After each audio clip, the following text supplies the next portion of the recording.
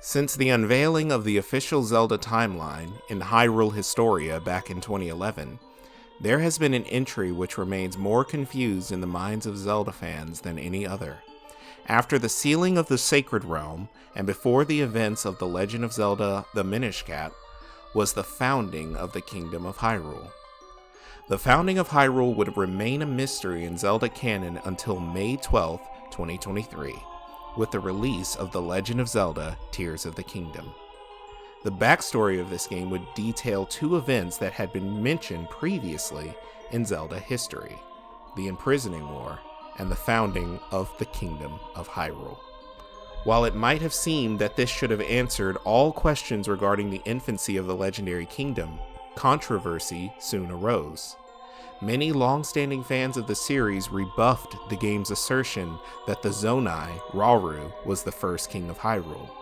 These fans argued that the game presented too many contradictions to the established canon to be the true foundation listed on the official timeline. Following the release of Tears of the Kingdom, and amidst the boiling controversy of some lore enthusiasts, there were many interviews with the developers of the game, a lore book called Masterworks was released, and even a brand new game was released set during Tears of the Kingdom's backstory, Hyrule Warriors: Age of Imprisonment. Yet it seemed that despite the myriad of new clues added to the pile of evidence, no one could come to a consensus about whether Rauru's founding was the true founding of Hyrule, a refounding of the kingdom later, or even a prior version of the kingdom before the official listing. With this series, I hope to shed some light on the topic of Hyrule's founding witnessed in Tears of the Kingdom's memories and in Hyrule Warriors: Age of Imprisonment. I will show how well this founding does or does not match up with established series canon, and if any clues point more conclusively to the stated interpretation or to the fan-made interpretations. In this episode, I will discuss the terms of evidence that will be laid out and match it to the rest of the series for consistency. For the following 9 episodes, I hope to show thoroughly the evidence from these major categories and the pictures they paint. The director, Hidemaru Fujibayashi, his commentary and his past work, the geography of Hyrule and its world depictions, Hyrule's marine people, the Zora tribe, Hyrule's forest spirits, Hyrule's avian race, the Rito, the scourge of Hyrule, Ganondorf, and his people, and his many forms and incarnations, the history of the Zonai and Hylian races, the architecture and artifacts of Hyrule across time, and finally, the languages of Hyrule and how they evolved over time. Before we get into it, if you enjoy my content, like the video and subscribe for more in the future. You won't want to miss the remainder of this series. And of course, a special thanks to these individuals for their helpful translations of the source text. Especially Lorulian Historian. While doing planning out for this series, LH was all too happy to provide me plenty of translations of the lore books and interviews, and it has been invaluable to my research. Be sure to go subscribe to his channel. He has a video about the truth of the founding of Hyrule. I'll link that below. Before we get into the terms of the evidence we will be looking at, I want first to define the types of founding interpretations that are commonly presented regarding Rauru's kingdom: the true founding, the refounding, and the pre-founding. First up, the true founding. Now this one is not a theory. This is the default narrative of Tears of the Kingdom. This is the stated lore of the game. There are no explicit references to another kingdom prior or afterwards inside of Tears of the Kingdom. The true founding will be proposed with a simple interpretation: after Skyward Sword, but before Ocarina of Time. Now, while this should technically just be after Skyward Sword and before Minish Cap, I think showing that Rauru's founding is prior to Ocarina of Time should be sufficient for showing it's the true founding of Hyrule. Next up, the Refounding Theory. This theory suggests that the Kingdom of Hyrule was refounded sometime after it went into an unshown decline or destruction. This is not a reference to New Hyrule from the Legend of Zelda Spirit Tracks, which is another kingdom on another continent. This theory will be proposed under two ideas: a refounding after Ocarina of Time and before A Link to the Past, or the more popularly accepted interpretation, a refounding after any of the timelines. Now, this second interpretation can itself be split into two categories: post-Fallen Hero timeline and post-Spirit Tracks. The refounding in the post-Fallen Hero timeline is interpreted as such. It generally states that sometime after Zelda 2, The Adventure of Link, Hyrule went into an unspoken decline and lost their history, leading to a reset where Rauru could found his kingdom. The refounding post-Spirit Tracks goes as such. After Hyrule Kingdom was destroyed during the events of the Wind Waker, that the Korok's mission was to plant trees that would become a new landmass, and this was accomplished, and that Breath of the Wild's surface world is that new landmass. After the events of Spirit Tracks, New Hyrule also would have to have gone into decline or was destroyed. The inhabitants left that kingdom and went to live in the old Hyrule for untold amounts of time until the Zonai came down to the surface. Lastly, the pre-founding theory. This theory is the idea that Rauru's founding takes place prior to the founding listed on the official Zelda timeline. This theory will be proposed under the simple idea that this founding takes place any time before the present day of Skyward Sword, whether this be during the era of the sky or prior to the era of Hylia. Regarding the evidence we will be looking at, we have to understand something. There are no absolutes in this series, even if we'd like for there to be. The series expressly changes the lore as time goes on. This is a known and consistent phenomena, first warned about in Hyrule Historia back in 2011. These are called by the Zelda team new discoveries in history. Prior to the release of these books, the series still had weighty examples of this phenomenon. Before talking about Hyrule's founding, I'd like to touch on these examples quickly. They are the Imprisoning War and the creation of the Master Sword. The Imprisoning War was a conflict first mentioned in The Legend of Zelda: A Link to the Past, or Triforce of the Gods in Japan. It was detailed within the game's narrative as well as the game's manual. According to the game's manual, this is how the Imprisoning War goes.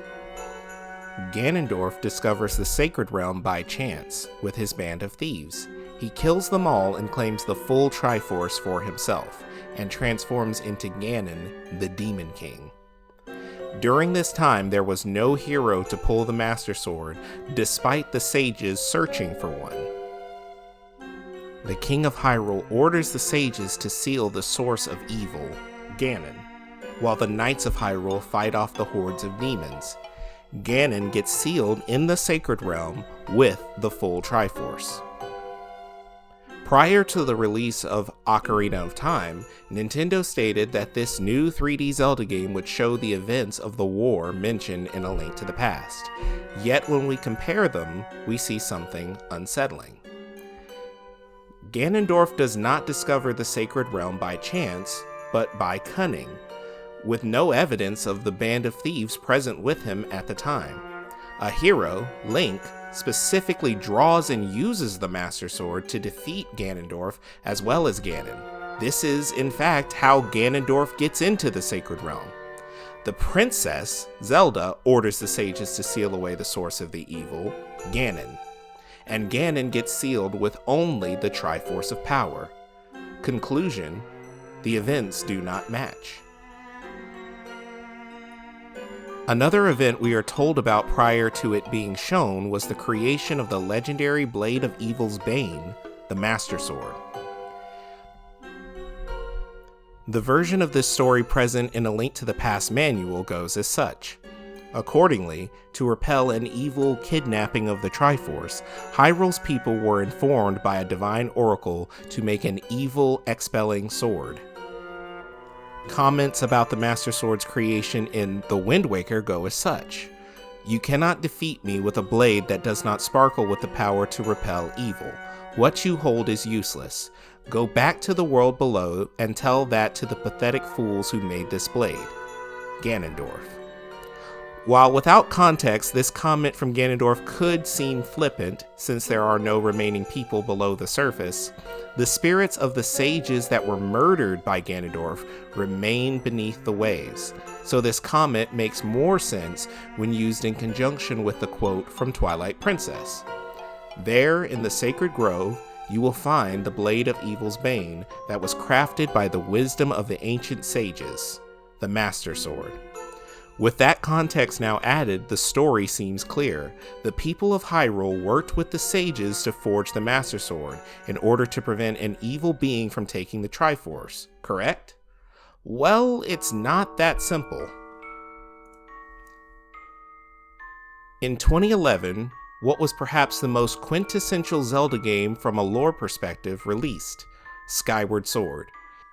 In this game, we got to see the forging of the Master Sword firsthand and all that it entailed. The Master Sword was forged from the Goddess Sword by Hylia's chosen hero, led by the spirit of the blade, Fi.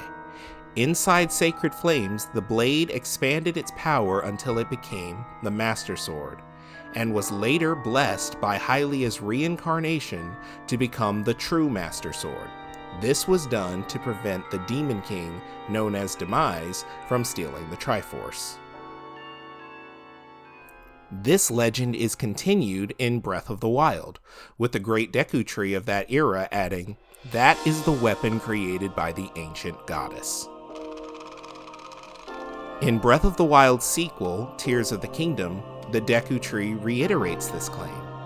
The potential of this fabled blade may well be limitless, truly the work of a goddess.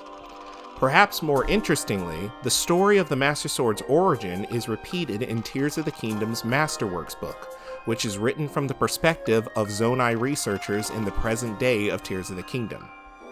According to a certain legend, the Master Sword was originally created by the goddess.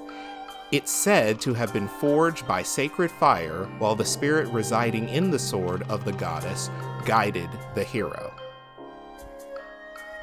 This interpretation matches virtually the entire second act of Skyward Sword, the Sacred Flames questline.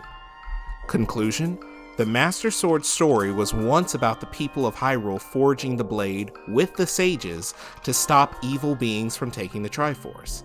Now, the story is that the goddess Hylia made the blade, but it was forged by her chosen hero, without the involvement of any sages, but rather the spirit of the blade itself. While one could argue that the symbols of the sages are seen inside of the Temple of Hylia, and that a group of ancient sages might have been involved, it still stands that the story we were originally told is no longer congruent with the true story of the sword that seals the darkness. And now, regarding the founding of Hyrule, there exists only one game that mentions the founding at all, Twilight Princess. In a brief conversation with Shad, a researcher, he states this: "I am presently invested in the legend of the Sky Beings. The common opinion is that the race closest to the gods, the Hylians, established Hyrule. But in fact, there's a theory that a long time ago, there was a race even closer to the gods than the Hylians, and that it was them who established Hyrule. And then they built a new city when the Hylians were born, and they floated this city into the sky and began to live there. Moreover, scholars say that they still live there in their floating city even now. Somewhere in the heavens, sky beings. Marvelous, isn't it? Oh, how I'd love to meet them." With the knowledge of the kingdom's founding from in-game information covered, the next thing is to see what the books released prior to Tears of the Kingdom say about the founding of Hyrule. The descendants of the goddess Hylia, who was reincarnated as Zelda, established the kingdom of Hyrule and became Hyrule's royal family. In order to protect the Triforce, Hyrule Castle was built in the center of Hyrule, where the Temple of Time was located. The royal family watched over the Triforce, keeping its existence unknown to others. Now that we have that information squared away, can we look through the mountains of evidence and see if Hyrule founding matches up with the statements from the official Zelda canon? Well, almost. Before we get there, here are the terms of how I will be looking into the evidence. First, no limiting evidences. Example, the Rito evolved from the Zora in the Wind Waker, therefore this is the only piece of evidence that can be considered. We will be discussing the entire list of evidence, rather than the evidence that conveniently supports our positions. This is the only fair way to approach a controversial subject. About developer statements, well, these are important, but they're not the entire picture. An example would be Miyamoto's infamous timeline. This is especially true when the developers refuse to speak in absolutes, but only in possibilities. Lastly, your opinion is fine, but it's not a fact. You being convinced is fine, but that's not a fact. This is a fantasy game series that is known for inconsistent lore. Don't be like some of the people I've seen in my comment sections, and much worse in comments of other videos. This is not something for you to lose your cool over. It's just a game, bro. Well, that's all for this week, but be sure to tune in this time next week for the second installment in this series. This episode will focus on the Zelda director Hidemaru Fujibayashi's comments about the founding of Hyrule, as well as his prior works before Tears of the Kingdom. Till next time, guys, later.